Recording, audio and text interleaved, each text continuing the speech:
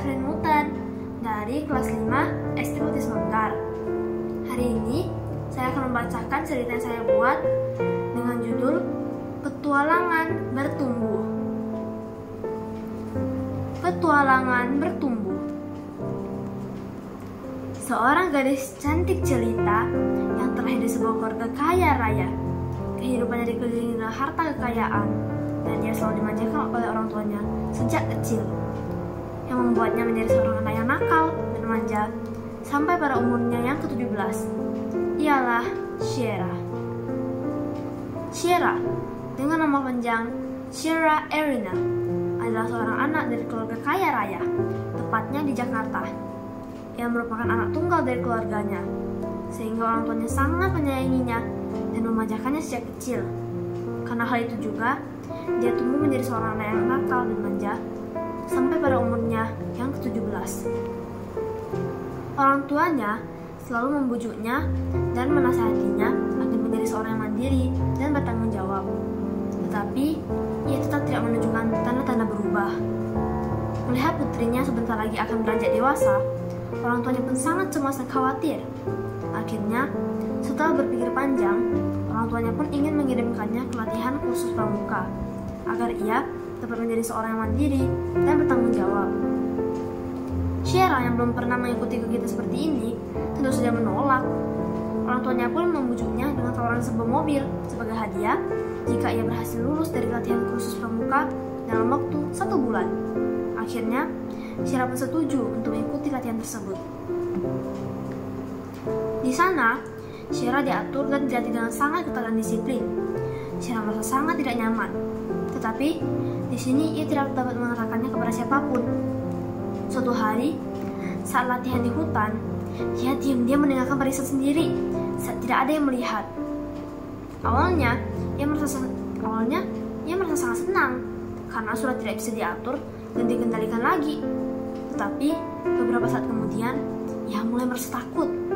Ia mencoba berjalan kembali ke tempat permukiman latihan khusus pramuka. Tetapi semakin ia berjalan, semakin ia merasa asing terhadap lingkungan yang ia lewati. Ia mencoba mencari jalan sambil memanggil barisannya, tetapi tidak ada yang menjawab.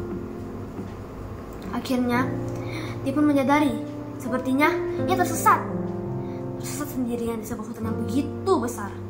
Ia mulai panik. Ia berjalan, sampai tiba-tiba ia menemukan sebuah sungai. Ia menghampiri sungai tersebut. Ternyata ada seorang anak yang sedang memancing di seberangnya. Ia memanggil anak tersebut. "Halo, namamu siapa? Ngapain kamu di sini?"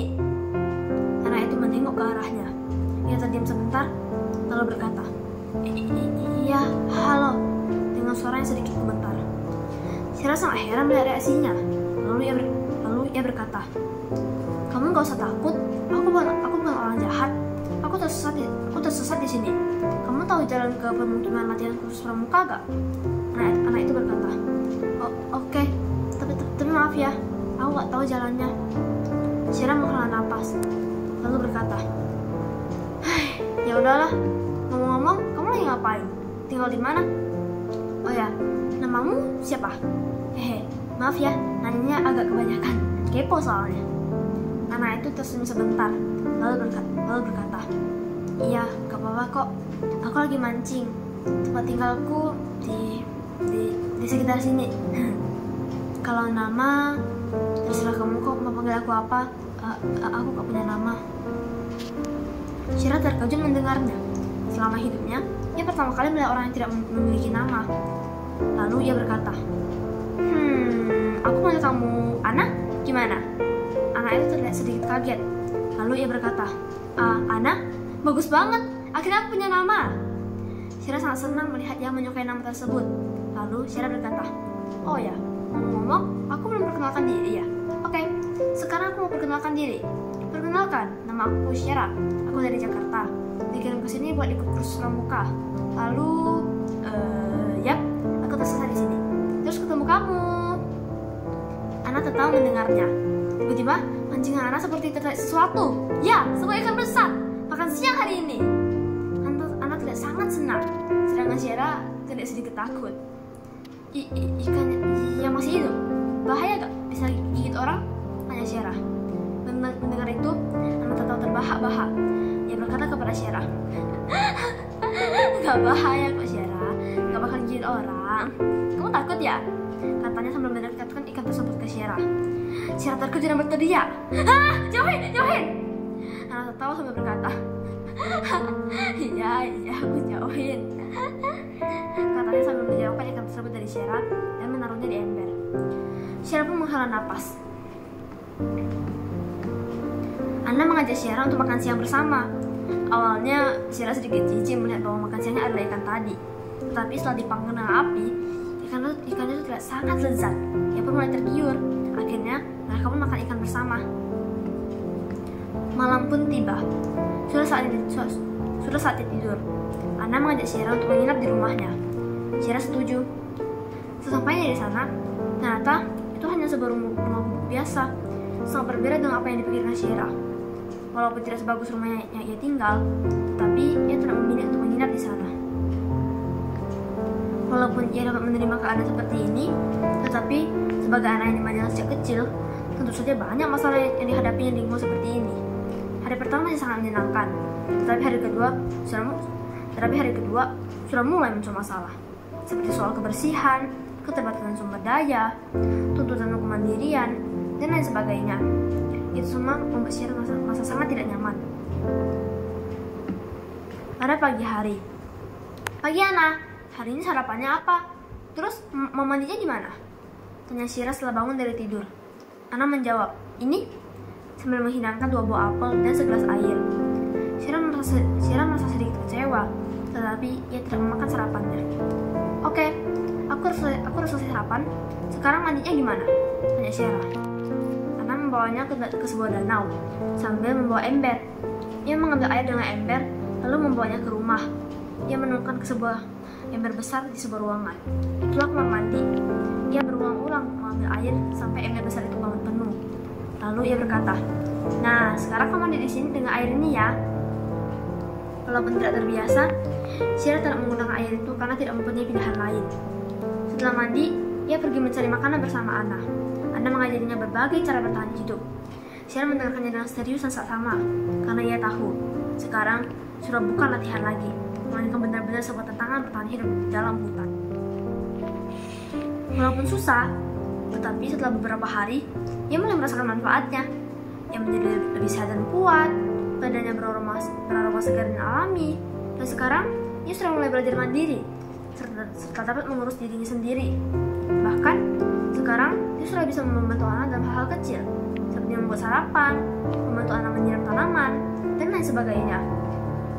Lama-kelamaan, Syera mulai terbiasa dan merasa nyaman dengan lingkungan dan aktivitas hidup seperti ini. Ia menjalani hari-hari dengan bahagia dan tanpa keberatan. Bahkan, sekarang ia sudah bisa membuat beberapa prakarya dari bahan-bahan alami. Ana sangat senang melihat perkembangannya. 1 bulan sudah berlalu, tetapi masih saja belum datang penyelamatan. Syera dan Ana sudah mencoba berbagai cara untuk menarik perhatian agar dapat diselamatkan, seperti membuat layanan minta tolong, naik ke atas pohon dan berteriak, dan lain sebagainya. Tetapi tetap saja tidak ada yang datang karena keterbatasan sumber daya, dan mereka sama-sama belum pernah melakukan hal seperti ini.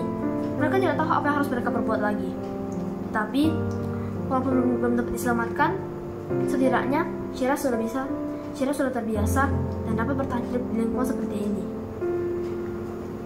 Suatu hari, saat Syera dan Ana sedang mencari makanan, tiba-tiba Syera melihat sekelompok orang, untuk orang yang paling ia kenali. Ya, itu baru saja orang tuanya. Syera sangat kaget melihat orang tuanya yang memanggil namanya dengan lembut, yang langsung berlari ke arah mereka, yang langsung memeluk kedua orang tuanya. Ana juga terlihat sangat kaget. Ana dan Syera membawa mereka ke rumah Ana. Sesampainya di sana, orang tuanya pun menjelaskan apa yang sebenarnya terjadi. "Sebenarnya, kita sudah menemukanmu pada hari kedua setelah kamu hilang. Awalnya, kita ingin langsung membawamu ke rumah. Tetapi, melihatmu tinggal bersama Ana dan belajar mandiri, kita mengurungkan niat dan memilih untuk mengamatimu diam-diam. Awalnya, kita takut kamu akan terkena bahaya. Tetapi, ternyata Ana menjaga dan melindungimu dengan sangat baik. Selain itu, dia juga ajarkan kamu banyak hal. Kami sangat senang melihat perkembanganmu. Dan kami juga melihat usahamu dalam meminta pertolongan dengan berbagai cara. Sekarang, sudah cukup 1 bulan, Melihat perkembanganmu, kurasa kamu sudah pantas untuk lulus, ucap Ibu Syera sambil tersenyum. Syera terlihat kaget, lalu ia menundukkan kepalanya dengan malu. Makasih, Bu, tapi kurasa aku juga perlu minta maaf, karena aku tidak mendengarkan nasihat kalian dan diam-diam meninggalkan barisan sendiri. Maaf semuanya, kata Syera sambil tertunduk malu. Ibu tersenyum dan berkata dengan lembut, iya, tidak apa-apa kok nak, kami semua sudah memaafkanmu. Ibu senang kamu bisa menyadari dan berani mengakui kesalahanmu.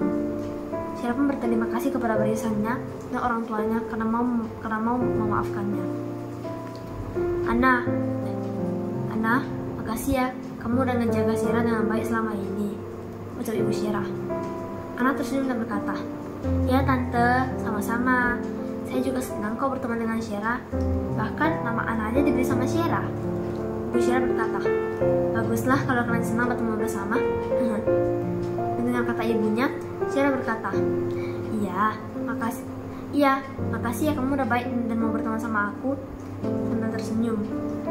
Dengar kata Syera dan ibunya, Ana tersipu dan berkata, iya, sama-sama. Semua tertawa melihat reaksi Ana. Sudah menjelang sore, orang tua Syera mengajaknya untuk pulang, tetapi Syera menolak. Ibu, ayah, aku masih ingin berteman dan bermain bersama Ana. Orang tuanya tertawa sebentar, lalu berkata, gimana kalau gini aja? Kita janji sebulan kesini sekali, sama pas liburan juga. Kalau liburan boleh di sini lebih lama. Syera dan Ana berdiskusi sebentar, kemudian mereka pun menyetujuinya. Sejak saat itu, Syera menjadi seorang yang mandiri, bertanggung jawab, dan kreatif. Orang tuanya sangat bangga melihatnya. Sesuai perjanjian, orang tuanya juga memberikannya sebuah mobil. Syera sangat senang. Ia menjaga dan merawat mobil tersebut dengan baik. Ia sangat tidak sabar menunggu umurnya yang ke-18. Karena jika ia sudah berumur 18 tahun, ia sudah boleh belajar menyetir mobil. Sebagai hadiah balasan, ia memberikan orang tuanya masing-masing satu prakarya yang ia buat di rumah Ana. Dan tentu saja, ia juga tidak melupakan perjanjiannya dengan Ana. Sebulan kemudian, ia pergi bermain ke rumah Ana sambil membawa prakaryanya. Mereka pun bermain bersama dengan mainan dan prakarya yang mereka buat sendiri. Mereka saling mengajari dan bertukar mainan atau prakarya bersama. Nah, teman-teman, itulah akhir dari cerita yang saya buat. Apakah kalian suka? Semoga kalian semua suka ya.